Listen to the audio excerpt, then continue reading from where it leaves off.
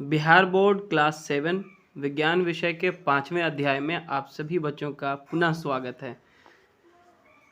Students, आज हमारा जो अध्याय है वो है पदार्थ में रासायनिक परिवर्तन, यानी कि केमिकल चेंज इन सब्सटेंसेस या मैटर्स कह लें।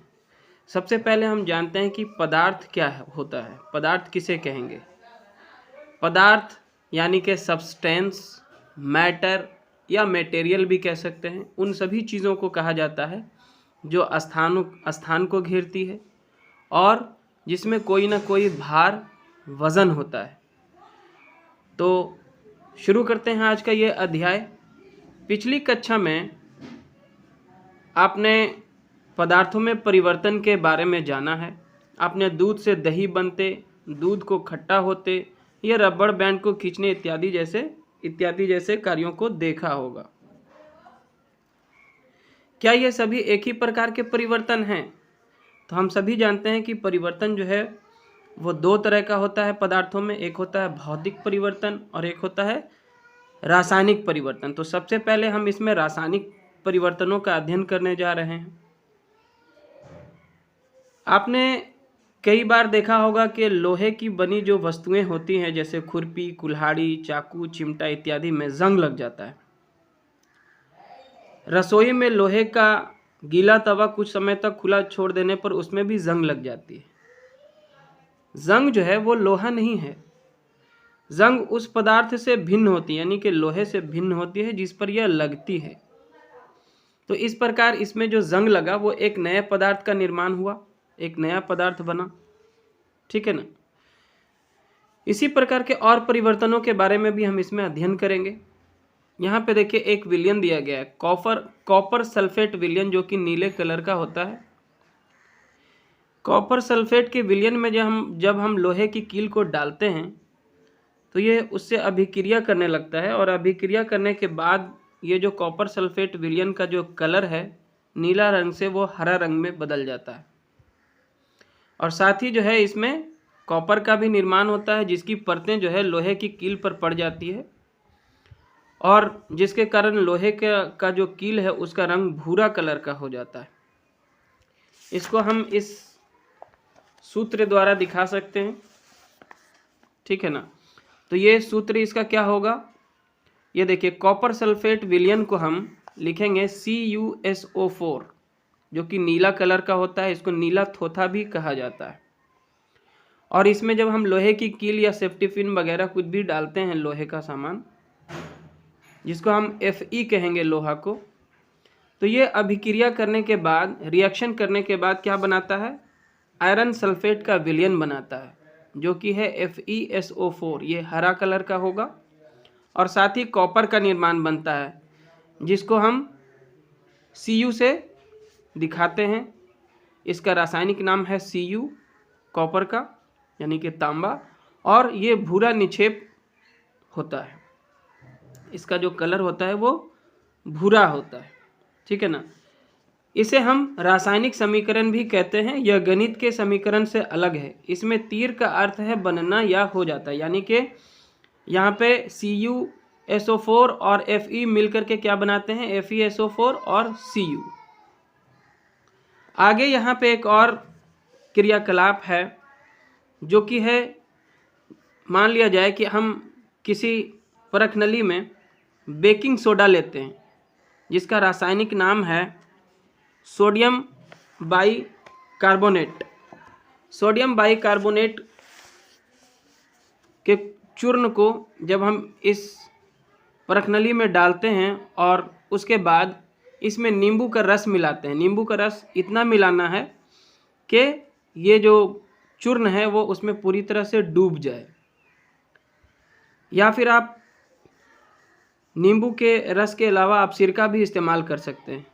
तो सिरका हो या नींबू का रस हो, वो क्या करता है? सोडियम बाइकार्बोनेट के साथ अभिक्रिया करके एक गैस उत्पन्न करता है।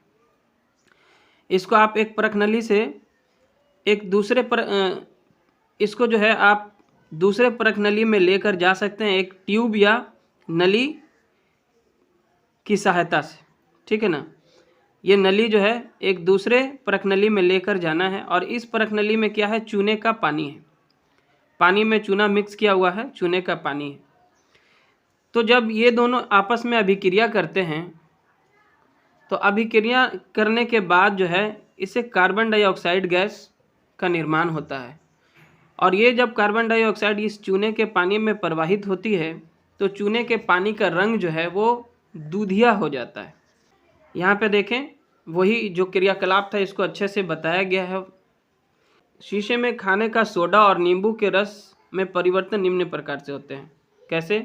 खाने का जो सोडा होता है उसको हम सोडियम बाइकार्बोनेट कह सकते हैं, उसमें हमें नींबू का रस मिलाना होता है जो कि सोइट्रिक अम्ल कहलाता है। इससे क्या किस चीज़ का निर्माण होगा? कार्बन डाइऑक्साइड जो कि और कुछ अन्य पदार्थों का निर्माण होगा।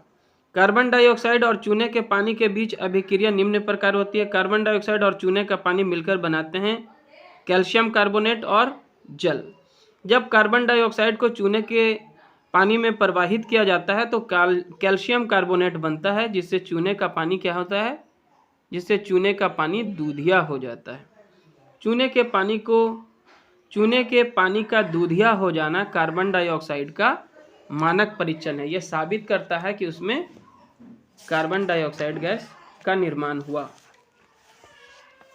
आगे है कार्बन डाइऑक्साइड गैस की कहानी।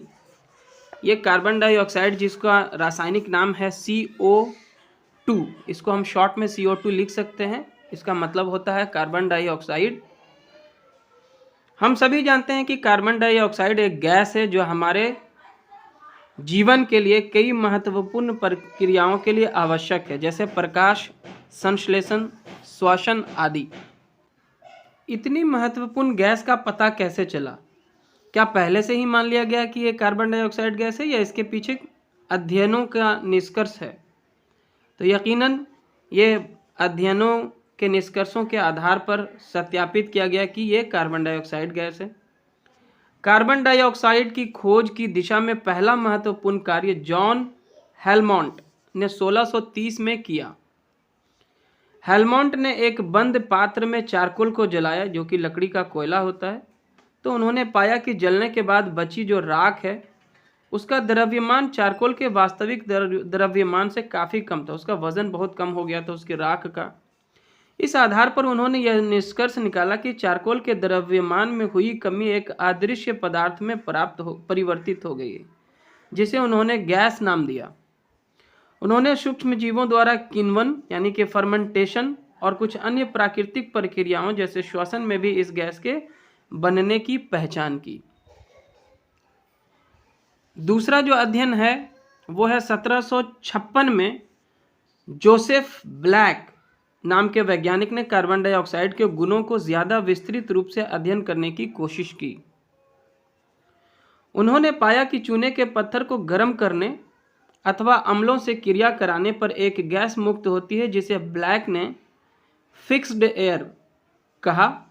उन्होंने पाया कि फिक्स्ड एयर वायु की अपेक्षा अधिक भारी होती है तथा यह ज्वलन अथवा जीवन में मदद नहीं करता, यानी कि यह जलने का विरोध करता है। उन्होंने जब चूने के जलीय विलयन में कार्बन डाइऑक्साइड को प्रवाहित किया तो चूने का जो जलीय विलयन था वो दूधिया हो गया, ठीक है, जो वास्तव में कैल्शियम कार्बोनेट बनने के कारण था। इस आधार पर जोसेफ ब्लैक ने बताया कि जीवों में श्वसन की प्रक्रिया तथा सूक्ष्म जीवों द्वारा किण्वन की प्रक्रिया में कार्बन डाइऑक्साइड गैस बनती है। कार्बन डाइऑक्साइड गैस के बाद एक और महत्वपूर्ण गैस है जो कि है ऑक्सीजन। इसके बारे में आप जानते हैं, हम सभी जानते हैं कि ऑक्सीजन का उपयोग सभी जीव जंतु जो है मनुष्य एवं जीव जंतु श्वसन क्रिया में करते हैं और साथ ही साथ ऑक्सीजन गैस जो है जलने में सहायक होती है। इसका एक क्रियाकलाप हम लोग देखते हैं कि एक परखनली या शीशे को पानी से पूरा भरते हैं और उसके मुंह को अंगूठे से बंद करके उल्टा कर दीजिए। इस प्रकार करना है आपको, इस प्रकार उल्टा कर देना है, ठीक है। परखनली को इस प्रकार उल्टा पकड़े हुए पानी से भरे बर्तन में खड़ा करके अपना अंगूठा हटा लीजिए। अंगूठा हटाने पर परखनली का पानी गिरना नहीं चाहिए। अब एक परखनली या गर्दन वाली शीशी में लगभग 2-3 ग्राम पोटेशियम परमैंगनेट लीजिए। अब यहाँ पे एक दूसरे शीशे में आपको पोटेशियम परमैंगनेट लेना है और इसको गर्म करना है। गर्म करने पर इससे जो गैस बनेगी वो नली की सहायता से इस पानी में गैस प्रवाहित होगी। तो जब हम इस पोटेशियम परमैंगनेट को गर्म करते हैं तो इससे ऑक्सीजन गैस बनती है और ये पानी में बुलबुले छोड़ते हुए जो है जमा हो जाता है, इस दूसरे शीशी में जमा होता है जिसमें पानी भरा हुआ था। इस प्रकार हम देखते हैं कि हम पोटेशियम परमैंगनेट को गर्म करके ऑक्सीजन गैस का निर्माण कर सकते हैं। इस अभिक्रिया को जो हम इस प्रकार से दिखा सकते हैं, जैसे पोटेशियम परमैंगनेट KMnO4 इसका नाम है, रासायनिक नाम, को गर्म करने पर ऑक्सीजन यानी कि O2 गैस और अन्य पदार्थ का निर्माण होता है। ऑक्सीजन की कहानी अगर देखें तो इस प्रकार है कि 1771 में जोसेफ प्रिस्टले ने एक जलती हुई मोमबत्ती को जार से ढककर रख दिया, जिससे थोड़ी ही देर में क्या हुई, मोमबत्ती बुझ गई।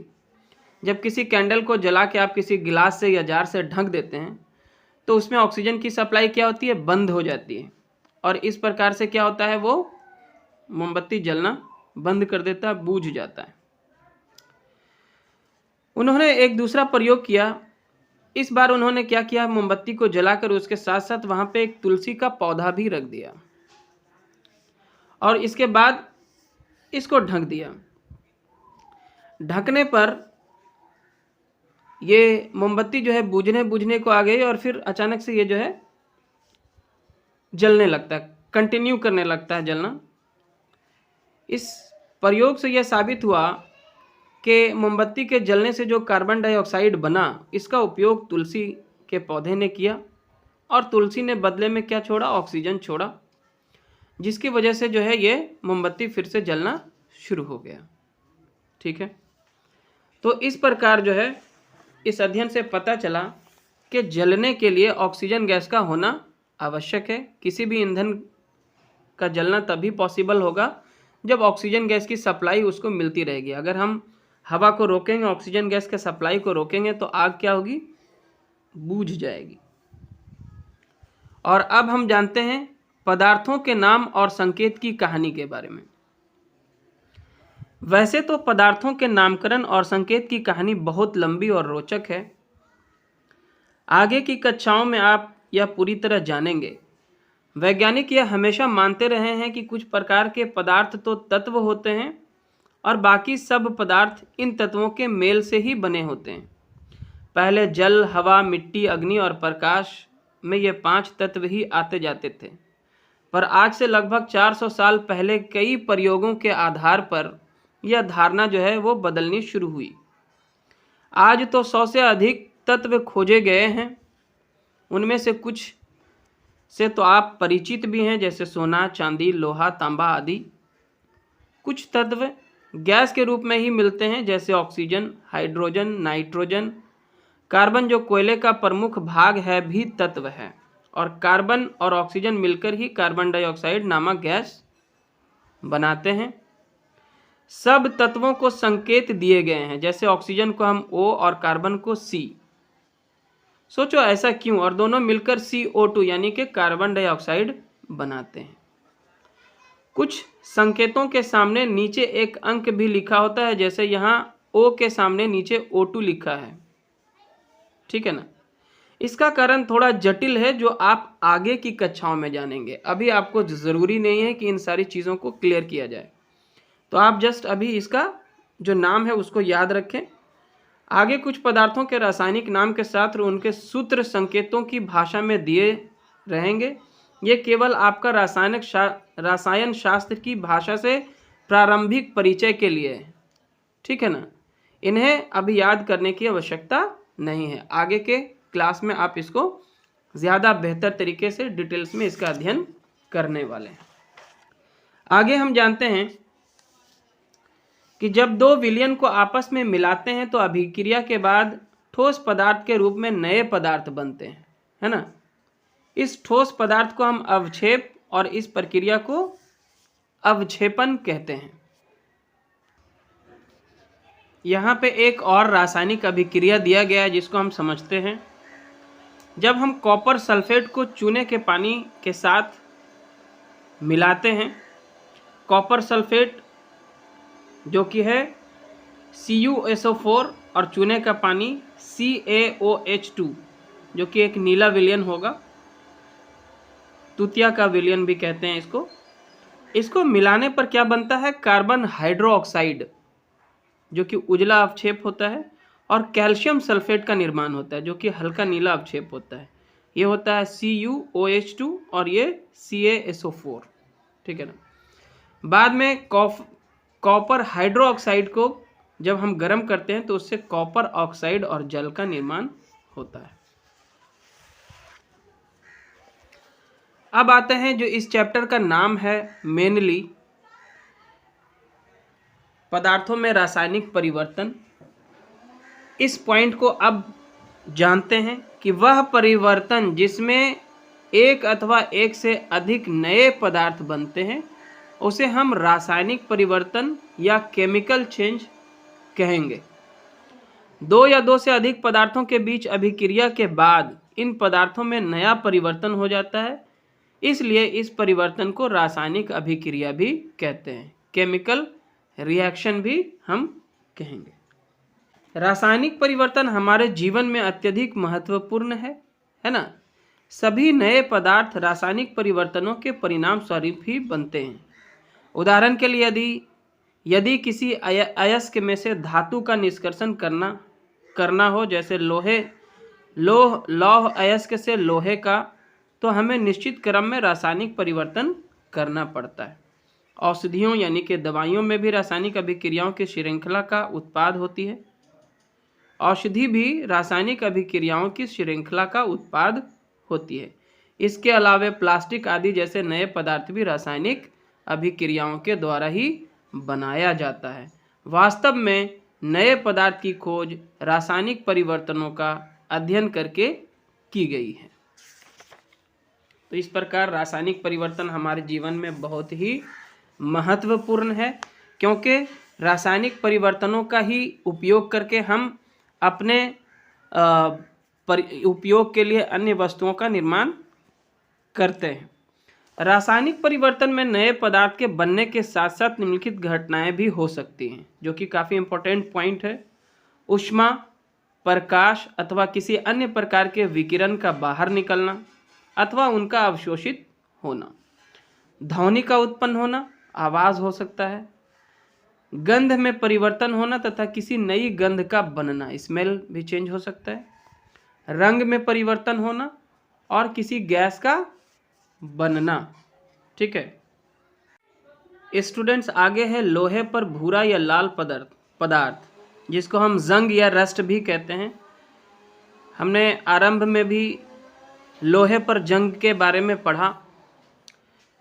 तो आगे जो इम्पोर्टेंट पॉइंट है वो ये है कि जंग लगने के लिए ऑक्सीजन और जल यानी कि जलवाष्प या नमी कह लें, दोनों की उपस्थिति अनिवार्य है। जब इन दोनों की उपस्थिति होती है तो जंग की जो प्रक्रिया है वो काफ़ी तेज़ हो जाती है। जंग लगना बहुत तेज़ी से होता है। समुद्र तट के निकट लोहे में जल्दी जंग लगता है। लवण युक्त जल जो है जंग लगने की प्रक्रिया की दरें को क्या करता है? बढ़ा देता है। हम जंग लगने से रोकथाम कैसे कर सकते हैं? किसी भी वस्तु को या लोहे से बनी वस्तुओं को हम जंग लगने से कैसे बचाएंगे? आमतौर से हम घरों के दरवाज़ों में, खिड़कियों में जो लोहे के जंगले होते हैं उन सब में पेंट करके जो है जंग से बचाने की कोशिश करते हैं।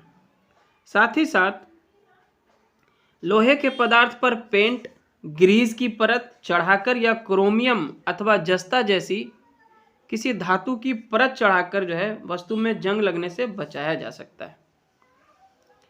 लोहे पर जिंक की परत चढ़ाने की प्रक्रिया यशद लेपन या गैल्वेनाइजेशन कहलाता है। स्टेनलेस स्टील लोहे में कार्बन और क्रोमियम या निकेलत तथा मैंगनीज जैसी धातुओं को मिलाकर बनाया जाता है। इसमें जंग नहीं लगती है। आगे एक बहुत ही इंपॉर्टेंट पॉइंट है रवाकरण या क्रिस्टलाइजेशन। जब किसी पदार्थ के विलयन से, है ना, शुद्ध तथा बड़ी आकार के रवा को उनके विलयन से प्राप्त किया जाता है, तो यह प्रक्रिया जो है रवाकरण या क्रिस्टलाइजेशन कहलाती है। देखिए यहाँ पे एक क्रियाकलाप के द्वारा समझते हैं। एक शीशी में लगभग 1/3 पानी लीजिए और उसमें तनु सल्फ्यूरिक अम्ल की कुछ बूंदें मिलाइए। जल को गर्म कीजिए। जब जल उबलना आरंभ कर दे तो इसमें धीरे धीरे कॉपर सल्फेट का चूर्ण लगातार चलाते हुए मिलाते जाइए, और भी ज़्यादा इसमें मिलाते जाना है। कॉपर सल्फेट का चूर्ण मिलाना तब तक जारी रखें जब तक कि उसमें कॉपर सल्फेट घुलना संभव ना हो। विलयन को फिल्टर पेपर की सहायता से छान लीजिए। इसे ठंडा होने दीजिए। जब विलयन ठंडा हो रहा हो तो उसे हिला डुलाकर या अन्य किसी प्रकार ना छेड़ें। कुछ समय बाद विलयन को देखिए। क्या आपको कॉपर सल्फेट के रवा दिखाई देते हैं? बिल्कुल, इससे हमें कॉपर सल्फेट के रवा प्राप्त होते हैं। अगर नहीं दिखाई देते हैं तो कुछ समय तक प्रतीक्षा करने के लिए बोला जा रहा है, और उसके बाद जो है फिर आपको ये दिखाई देंगे। आगे यहाँ पे कुछ क्रियाकलाप दिए गए हैं जिसमें पदार्थों के भौतिक परिवर्तन को दिखाया गया है। जैसे मान लिया जाए, एक उदाहरण लेते हैं, गुब्बारा में भौतिक परिवर्तन। जब हम किसी गुब्बारा को फूंकते हैं तो उसके आकार में परिवर्तन आ जाता है ना। इसके आकार में परिवर्तन आता है, फूल कर ये बड़ा हो जाता है, लेकिन इसमें कोई नया पदार्थ का निर्माण नहीं होता है, ये गुब्बारा ही रहता है। और फिर गुब्बारा को जब हम इससे हवा निकाल देते हैं तो ये पुनः अपने आकार में से थोड़ा बड़ा हो जाता है। जो इसका मूल आकार था फूंकने से पहले वैसा ही हो जाता है, लेकिन उसमें थोड़ा सा उसके साइज में परिवर्तन आ जाता है, लेकिन इसमें कोई नया पदार्थ का निर्माण नहीं होता है। तो इस प्रकार के परिवर्तन को, जिसमें किसी नए पदार्थ का निर्माण नहीं होता है, उसे हम भौतिक परिवर्तन कहते हैं। जैसे अगर हम पानी को गर्म करते हैं तो जलवाष्प बनता है, और जलवाष्प ठंडा होने पर फिर से पानी बन जाता है। या जब हम जल को बहुत ठंडा करते हैं तो वो बर्फ़ बन जाती है, और फिर बर्फ़ को गर्म करने पर पानी का निर्माण होता है, पानी में फिर से पुनः परिवर्तन हो जाती है। तो इस प्रकार के परिवर्तन जिसमें कि कोई नया पदार्थ नहीं बनता है, उसे हम भौतिक परिवर्तन कहते हैं। इस परिवर्तन में पदार्थ के आकार, आकृति, रंग और अवस्था जैसी भौतिक गुण में परिवर्तन होता है। ऐसे पदार्थ में कोई नया पदार्थ नहीं बनता है। तो संक्षिप्त में हमने इस चैप्टर के जो तथ्य है इसको जान लिया है, और अब हम इस अध्याय में दिए गए सभी प्रश्नों का हल जानते हैं। चैप्टर काफ़ी लंबा हो चुका है, तो इसके जो आंसर्स हैं हमने पहले ही लिख दिए हैं। तो आप देखिए, इसमें जो पहला प्रश्न है वो है, निम्नलिखित कथनों में रिक्त स्थानों को भरिए। इसमें हमें रिक्त स्थानों की पूर्ति करना था। पहला था, खाली स्थान गैस सुलगती हुई दिया सलाई के जलने में मदद देती है। तो जलने में जो मदद देती है वो है ऑक्सीजन गैस, तो यहाँ पे आप ऑक्सीजन भर लें। दूसरा है डैश डैश डैश, परिवर्तन में नए पदार्थ का निर्माण होता है। तो हमने अभी अभी अध्याय में पढ़ा है कि रासायनिक परिवर्तन में नए पदार्थ का निर्माण होता है। उसके बाद तीसरा जो है उसमें कहता है कि खाने के सोडे का रासायनिक नाम डैश डैश डैश है। तो खाने के सोडे का रासायनिक नाम सोडियम बाइकार्बोनेट है। इसका जो घ नंबर है वो कहता है, जब कार्बन डाइऑक्साइड को चूने के पानी में प्रवाहित किया जाता है तो यह खाली स्थान के बनने के कारण दूधिया हो जाता है। तो ये कैल्शियम कार्बोनेट बनने के कारण जो है वो दूधिया हो जाता है। तो यहाँ पे आप भरेंगे कैल्शियम कार्बोनेट। जो अगला प्रश्न है वो कहता है कि निम्नलिखित प्रक्रिया के अंतर्गत होने वाली परिवर्तन को भौतिक अथवा रासायनिक परिवर्तन के रूप में वर्गीकृत कीजिए। जैसे चौक को चौक यानी कि चूर्ण में बदलना। जब चौक को हम चूर देते हैं, चूर करके उसका चूर्ण बनाते हैं, तो उससे किसी नए पदार्थ का तो निर्माण हुआ नहीं, वो सिर्फ उसका पाउडर बन जाता है, तो वो भौतिक परिवर्तन कहलाएगा। मोम को जब हम पिघलाते हैं तो किसी नए पदार्थ का निर्माण नहीं होता, अतः ये भी एक भौतिक परिवर्तन है। भोजन का पाचन जो है वो एक रासायनिक परिवर्तन है, क्योंकि पाचन करने के बाद हम भोजन को फिर से मूल रूप में नहीं ला पाएंगे, तो वो एक रासायनिक परिवर्तन है। इससे ऊर्जा का निर्माण होता है, नए पदार्थ बनते हैं। प्रकाश संश्लेषण की प्रक्रिया में भी पौधों के लिए जो है ऊर्जा का निर्माण होता है, जो कि उनकी वृद्धि विकास में सहायक होते हैं। इस प्रकार प्रकाश संश्लेषण भी एक रासायनिक परिवर्तन का उदाहरण है।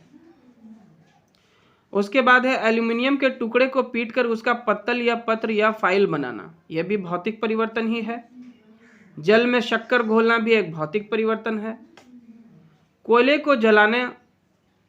को जलाना एक रासायनिक परिवर्तन का उदाहरण है, क्योंकि इसमें एक नया पदार्थ कार्बन डाइऑक्साइड भी बनता है। और रवाकरण द्वारा शुद्ध प्राप्त करना एक भौतिक परिवर्तन का उदाहरण है। और अब बढ़ते हैं अगले प्रश्न, जो कि है प्रश्न नंबर 3, और ये क्या कहता है, बताइए कि निम्नलिखित कथन सत्य है अथवा असत्य। यदि कथन असत्य हो तो उसे सही करके लिखिए। अगला प्रश्न है, बताइए कि निम्नलिखित कथन सत्य है अथवा असत्य। लकड़ी के लट्ठे को टुकड़े में काटना एक रासायनिक परिवर्तन है, यह असत्य है। दूसरा है, पत्तियों से खाद का बनना एक भौतिक परिवर्तन है, असत्य, यह एक रासायनिक परिवर्तन है। जस्ते लेपित लोहे के पाइपों में आसानी से जंग नहीं लगती है, सत्य है। मैग्नीशियम के फीते को मोमबत्ती की लौ के पास ले जाने पर यह चमकदार श्वेत प्रकाश के साथ जलने लगती है, सत्य है।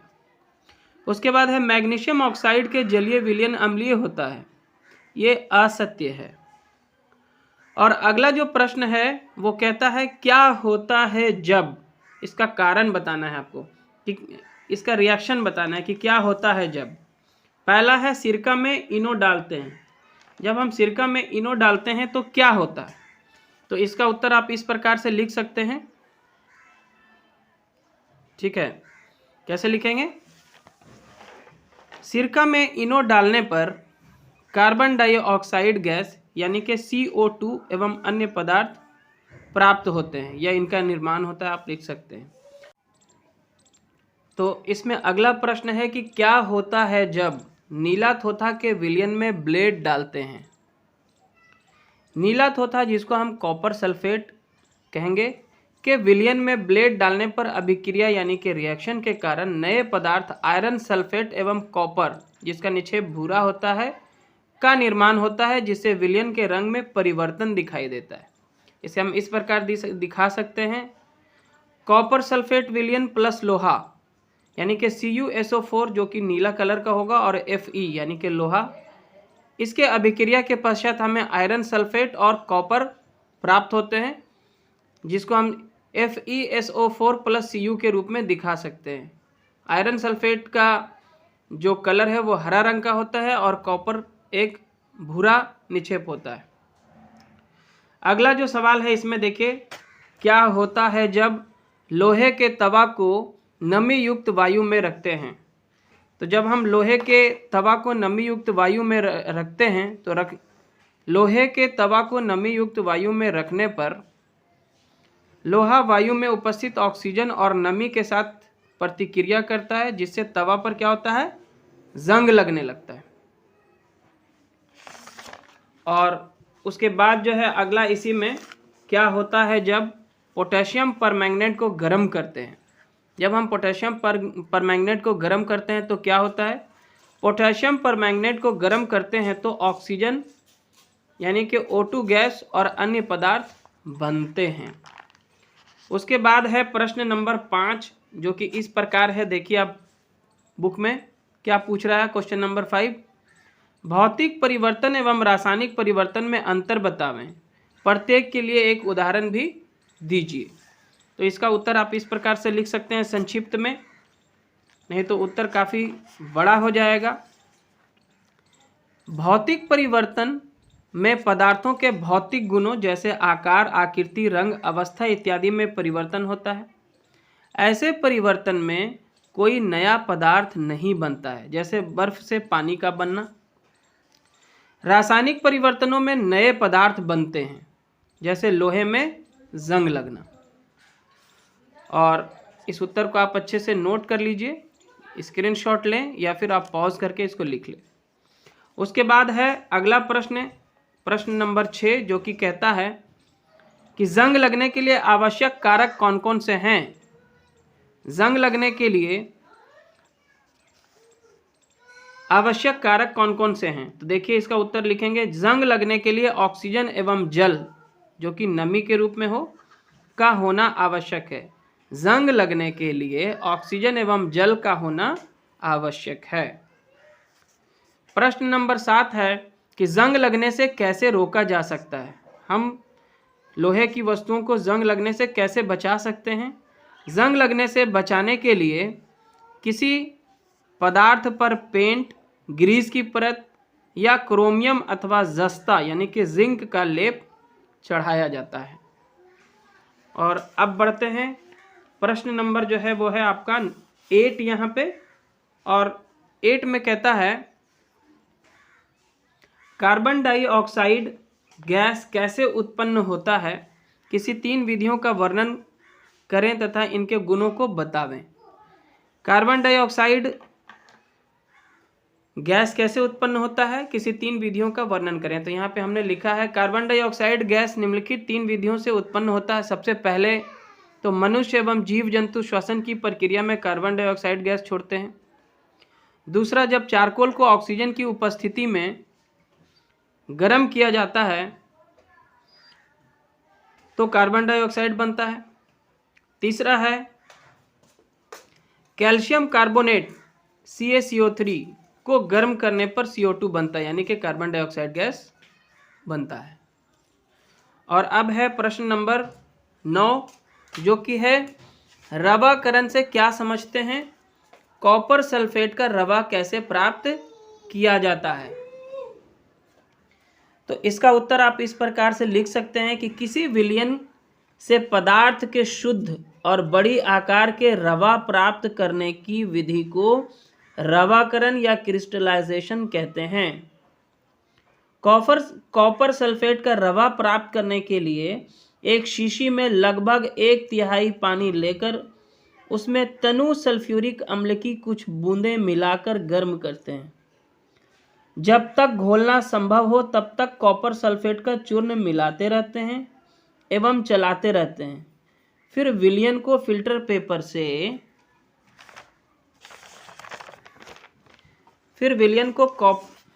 पेपर से छान लेते हैं और फिर ठंडा होने पर हमें कॉपर सल्फेट के रवा प्राप्त होते हैं।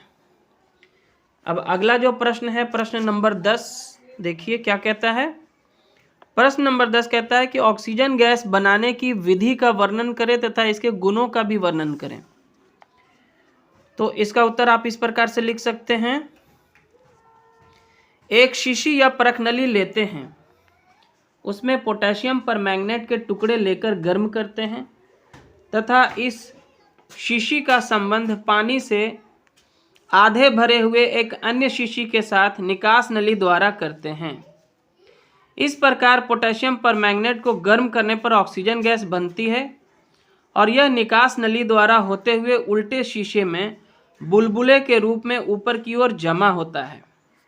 इसको हम इस प्रकार दिखा सकते हैं। पोटेशियम परमैंगनेट KMnO4 गर्म करने पर ऑक्सीजन प्लस अन्य पदार्थ यानी कि O2 प्लस अन्य पदार्थ का निर्माण होता है। जहाँ तक इसके गुणों की बात है तो यह जीव जंतुओं के श्वसन क्रिया में एवं आग जलाने में सहायक होता है। यह श्वसन क्रिया के लिए आवश्यक है। इसका जो प्रयोग विधि है ये तो आपने देख लिया। अगर आप चाहें तो इसका चित्र के माध्यम से भी उस प्रयोग में आप दिखा सकते हैं, इससे आपका नंबर और अच्छा आएगा। आप चाहें तो उसको बना लें। कैसे बना पाएंगे देखते हैं। यहाँ पे ये वाला जो क्रियाकलाप आप देख रहे हैं ये वही है, पोटेशियम परमैंगनेट को गर्म करने पर ऑक्सीजन गैस का इकट्ठा करना। तो ये चित्र भी आप चाहें तो बना सकते हैं इस उत्तर में। और अगला प्रश्न है यूरिया के रवे कैसे प्राप्त किया जाता है, वर्णन कीजिए। तो इसका उत्तर हम इस प्रकार लिखेंगे कि जब हम यूरिया को पानी में मिलाकर इसके घोल को गर्म करते हैं तो उसमें और अधिक यूरिया जो है घुल जाता है। ठंडा होने पर यूरिया के अतिरिक्त अघुलित मात्रा में रवों के रूप में घोल से अलग हो जाता है। ठीक है, जब हम यूरिया को पानी में मिलाकर इसके घोल को गर्म करते हैं तो उसमें और अधिक यूरिया जो है घुलने लग जाता है और अधिक इसमें यूरिया घुल जाता है और ठंडा होने पर यूरिया के अतिरिक्त अघुलित मात्रा यानी कि रवों के रूप में जो है घोल से अलग हो जाता है। इस प्रकार हम यूरिया के रवों को प्राप्त कर सकते हैं। अगला प्रश्न कहता है कि समझाइए कि रेगिस्तानी क्षेत्रों की अपेक्षा समुद्र तटीय क्षेत्रों में लोहे की वस्तुओं में जंग अधिक क्यों लगती है। तो इसका उत्तर हम इस प्रकार लिख सकते हैं कि रेगिस्तानी क्षेत्रों में अधिक गर्मी के कारण हवा शुष्क होती है। शुष्क हवा के साथ लोहे में जंग लगने की प्रक्रिया धीमी हो जाती है, जबकि समुद्र तटीय क्षेत्रों में हवा में नमी होने के कारण लोहा तेजी से अभिक्रिया करता है और इस प्रकार जंग जो है अधिक लगता है। और अब इसका अंतिम प्रश्न है जो कि इस प्रकार है कि आप यह कैसे दिखाएंगे कि दही का जमना एक रासायनिक परिवर्तन है। दूध से, इसका उत्तर आप लिखें या नोट करें इस प्रकार से कि दूध से दही का जमना एक रासायनिक परिवर्तन है, क्योंकि दही जमने के बाद दूध अपना गुण खो देता है। दही से पुनः दूध प्राप्त नहीं किया जा सकता है। ये एक नया पदार्थ है, एक नए पदार्थ का निर्माण हो जाता है। तो इस तरह से ये अध्याय यहीं पे होता है समाप्त। आई होप कि आपने इसे अच्छे से समझ लिया होगा, इसके सारे प्रश्नों का उत्तर भी आपने नोट कर लिया होगा। आगे का चैप्टर लेकर हम बहुत जल्द आपके समक्ष आएंगे। तब तक के लिए आप अपना ध्यान रखें। धन्यवाद।